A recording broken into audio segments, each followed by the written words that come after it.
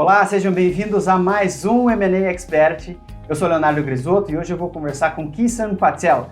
Ele é CEO e fundador de uma plataforma de gestão de projetos voltado exclusivamente para M&A e tem uma experiência muito grande com esse processo todo. Ele fica lá em Chicago, nos Estados Unidos, e, portanto, a entrevista vai ser em inglês. Ative as legendas e, se você estiver ouvindo no podcast, vai treinar o seu inglês. Fique ligado nessa super entrevista.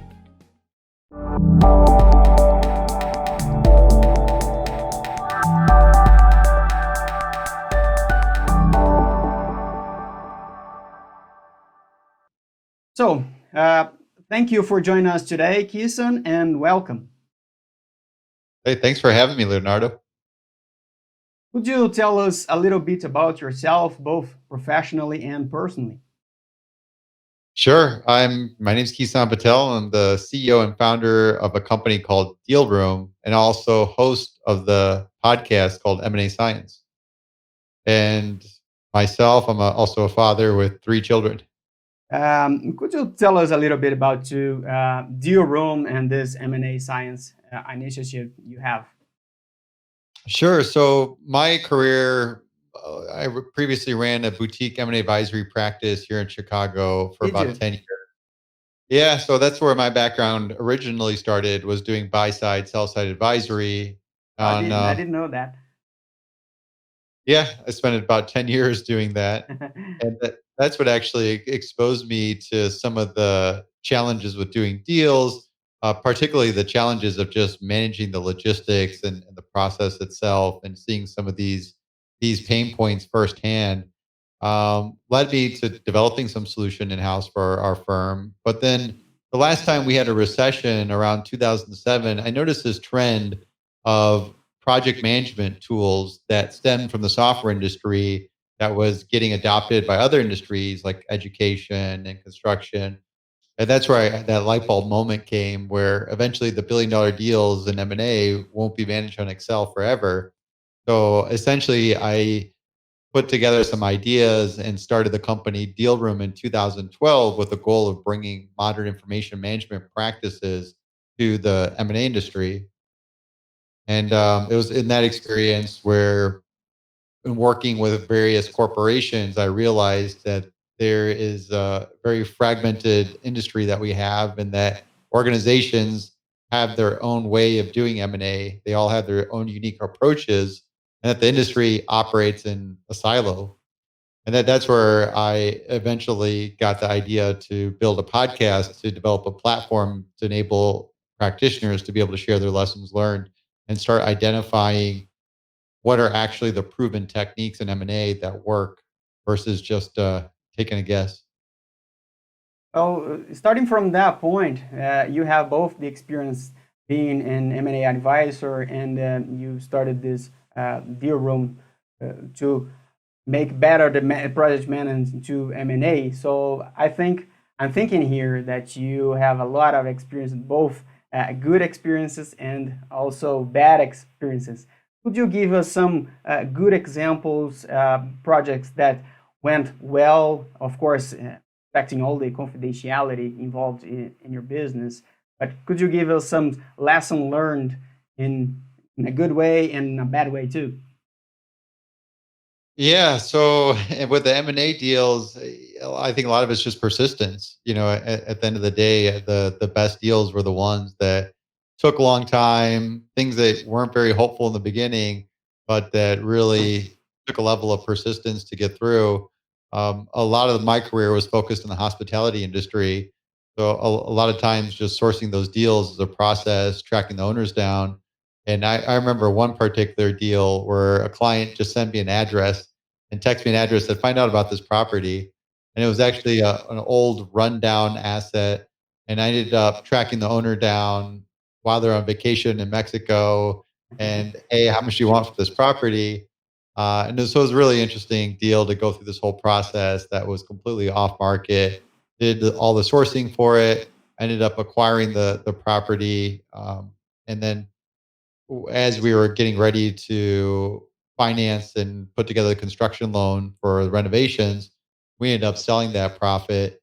property for significant profit 11 months later. So it turned out to be a great win for the client that we worked with to be able to acquire the property, turn around, divest it without having to do work for even a higher margins that we even thought we would produce in developing the property.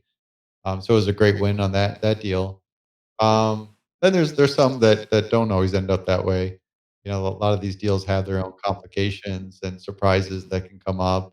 So we've seen a good amount of those. I remember just some of the or working with the financial institutions. Another area I worked in was small financial institutions, and a particular deal was a small publicly traded bank, and working with that deal, it was always one hitch after another, where you just kept uncovering things, even though we're representing the bank to sell, but it was always one thing after another, where we just found there's a lot of self dealings in the company, a lot of shenanigans that were happening, and we had all these issues, and we really couldn't get the deal done. And then we gave up and said, "Hey, there's just so much hair on this deal. Like, we're not gonna we don't feel Sure. comfortable representing it." So we disbanded, and then 3 or 4 Really? months later, a publicly traded company, another one, came and acquired it for 4x what we're trying to even, value the business at. Oh So and then no. they turned around, went bankrupt 3 months later. So it was this interesting series of events that the client were representing had a very successful exit, but then, everything sort of the value blew up, and there was no real value at the end of the day. A very interesting example. And by studying all these features to put in your software and researching all the best practices and bad practices to make it better for your software, manage all the M&A process. Which part of the software or the business practices were more difficult to implement or to make it easier at this moment? We are all using technology, but I'm thinking here you were kind of a innovator by bringing this all this innovation to M&A, which always was a very personally, very tailored made service. Which part of the construction of the software of your DealRoom company was the most difficult part? That's a good question. I think early beginnings, we had a focus on due diligence, where we saw this Mhm. level of complications there, and it was very antiquated in terms of using Excel sheets to manage the tracking of Always Excel. it, right. And then and you're doing when you start managing diligence process that way, you end up building these trackers, and next thing you know, you're having a dialogue on an Excel sheet where you're asking questions around your diligence process and the particular requests that you have and clarification questions. And that's where that was an interesting area to really rethink. And a lot of people are familiar with virtual data rooms and they use them. And we've seen the virtual data rooms where they'll incorporate some Q&A functionality, but even then they weren't really designed to be very intuitive. So I think in developing that area, it was really challenging because there was this balance between enabling a level of collaboration between the counterparties, but Mhm. also maintaining a level of security. And I think that was a real challenge for us to figure out early on. And then from there, integration's a very complex process. But I think part of it is as we worked with different organizations and larger organizations, they have their own unique needs and requirements. And to be able to really tailor to that, that's probably a whole nother set of learning there is how do you sort of position yourself to be able to develop a product that's flexible, can adapt to an organization's processes, as opposed to having something that's rigid and the organization has to change their processes to be able to utilize the tool. So there is sort of some design challenges with doing that and also keeping that balance in terms of how you can modularize the tool, make it flexible, and then knowing when you actually do have to customize some things and knowing that that's going to be very specific to a certain firm and not universal. So there's some little general design challenges I think come up Mhm. just because M&A, as you know, is complex. That's right. And when your clients they start to use the DealRoom software, they really left Excel behind, or not exactly? For the diligence part, they do because you can run the whole diligence process without Really? using Excel from collecting the documents. And we built some fun workflows where you can visualize your request list and build it into a template. So as you spin up a room, you maybe have a template list that you use. It'll automatically populate it in a folder structure. And then the other Wow. party can just drag and drop documents, and the system will have logic to organize the document. So it really eliminates that manual process of uploading a document into a data room, going to the Excel tracker, typing in an index number, updating it, and all that manual back and forth, and the actual referencing with index number. It's all automated now, and you get these links that travel with the document as it gets moved around. So there's some definitely like the efficiency there. And it really depends on adoption. Today we do even pipeline management where even we've seen that done in Excel and that can be done in the same product. And it really has evolved into a full life cycle management from the sourcing activities on the front end, the diligence, and then the post close integration activities as well. All right. Awesome. And looks like very funny and easy to do uh, these tasks and all this useful software that you have there. So let's go to the second part of our program.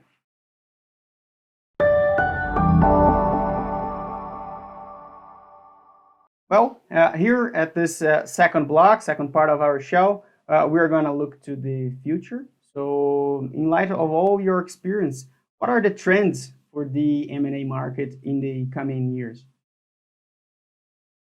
That's a good question. So I think people are going to get smarter about doing M&A deals. Right now I see a heavy emphasis and focus on the front end of the deal where it's all about sourcing, valuation model, building the valuation model so that it convinces other stakeholders and they pull the trigger on the deal.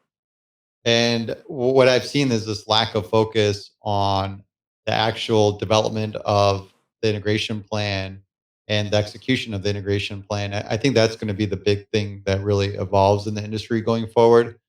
And we're starting to see that already, where essentially, if you are able to execute well on integration, it almost virtually doesn't matter what you paid for it. You're if as long as you don't fall short in that area, you'll deliver on that investment thesis and that predicted value. But when you fall short on those integration activities, then you're definitely not you're going to fall in that failure category. So I think that's going to be the biggest change is a stronger focus and emphasis on the actual delivery of value in an M&A transaction. Mhm.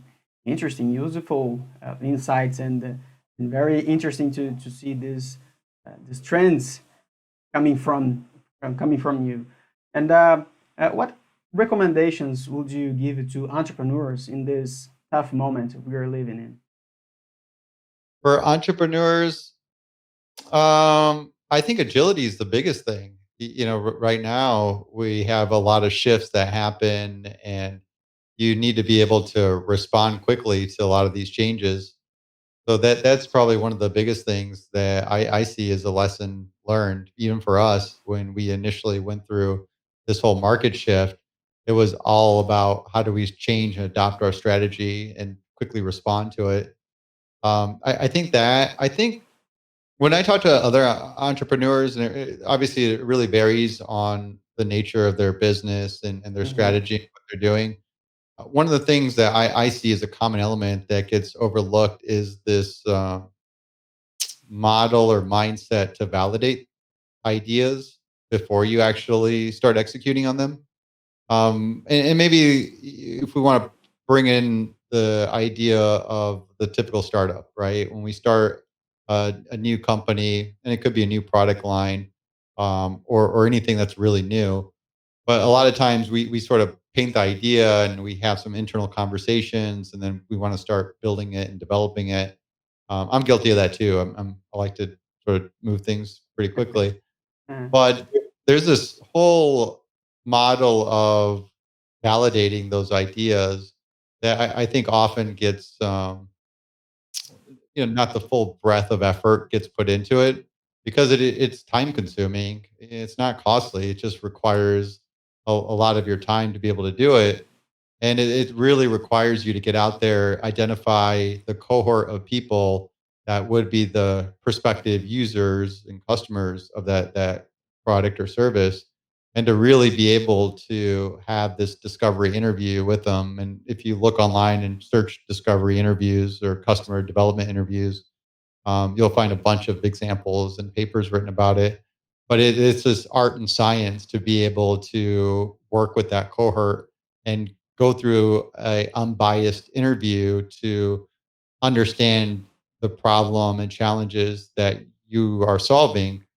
And time after time, it's really interesting because when you do develop that method or approach, you start learning some really unique things that not only will shape the original idea or concept that you have, but sometimes it may even pivot the whole thing where you may identify a bigger problem or challenge to solve. So I think that's just one thing. My advice to other entrepreneurs is really double down on that part in terms of validating the idea or concept that you're looking to introduce or go to market with. And it's just valuable. You really build that in early and turn it into this continuous feedback loop. So as you go through the process of taking and developing the product or service, you continue to get that feedback and you utilize it to build in your iterations. And then when you start getting closer to actually having the solution, you can also use that to validate your go to market, which I think is really important because a lot of times we sure, go through this, sure. we build product, but then the go to market was flawed. And even though we had a great product, it didn't hit the market right, and it ended up being a failure for that reason. Sometimes Uh, you build a beautiful software. It's beautiful. It's working, and then you go to the market. It's not what the consumers or the clients are waiting for. You need to go back again and rebuild it. it's tough. I mean, there's a whole series of events to get the product market fit correct. Right? And then to actually get the distribution model correct is another one that Yeah. probably requires even more effort than the product market fit. So, but yeah, I think building that feedback loop, that sort of model to really validate directly with qualitative interviews from your cohort of prospective customers. Mhm. Develop that early and don't take it lightly. Like that's your bloodline to make sure that you're developing a quality product or service, and that you understand what the behavior, that journey is going to be like for that customer to actually acquire that product or service as well. Awesome, brilliant, and very useful insights too. And I totally agree with the agility and the feedback loop importance of that to improve the business and to understand uh, the the points that they all the entrepreneurs can work on it and improve the results. Totally agree on that. And last but not least, one or two books that changed your life and why. Oh, so a couple books. One of my favorite was this book I read pretty early when I got into a role where I managed other people, and I found myself struggling with it because sometimes you jump at it and your maybe ego sort of leads you to believe you're a better leader than you actually are. But the book I remember was called Just Listen, and it's an interesting book. It's written by a PhD psychologist, and the theme around it's all around empathy and being able to understand what empathy means, how to apply it in various situations. I Interesting. found that to be incredibly valuable lesson from that book and how to understand it, how to apply it, how to become a better listener, how to really get into the perspective of others. And it's just gone a long ways. It's been a great skill to have for conflict resolutions, for aligning goals with other team members, for overcoming a variety of different challenges, but also for even changing your own mindset. A lot of times we're meeting with other people and we have this nature to push our own agendas, to really show up in conversations on what we know. But this book really helped me reframe that to focus on understanding the other person, understanding what their goals and objectives are. And when you can align yourself around helping that person with their goals and objectives, you end up getting a lot further ahead. And what's interesting is you start seeing this inherent nature of the other person reciprocating and wanting to help you with your goals as well. So that's one book I really enjoyed. I still like the class. I haven't read it in a long time, but the old Dale Carnegie, How to Win Friends and Influence People. No, it reminded me of that because there's a lot of those fundamental lessons from that book that I just ring true day after day after day. And that's probably given me a hint to go back and maybe read that one since I've been having a lot of conversations with the kids about leadership lessons. Sure, and it's funny you recommend that book because if I'm not mistaken, three of our interviewees referenced that book too. So it's a very classic and very useful book, right? Yeah, that Dale Carnegie, How to Win Friends, and then Just Listen was by Mark Goldston. That's another one I really, time after time, I think set me in a good direction in terms of my leadership approach. So I highly recommend that one as well. All right. I'm gonna put the links below here for everyone who wanna know these books. Well, I would like to thank you, Kison, for joining us today and for sharing all these insights and hints for entrepreneurs and also advisors. Thank you. Sure. Thank you very much. Mais uma excelente entrevista, espero que vocês tenham gostado. É muito importante, muito bom ter esse olhar, esse ponto de vista de profissionais do mundo todo. Espero que você tenha gostado e se gostou, compartilhe, curta, siga nosso canal e até a semana que vem.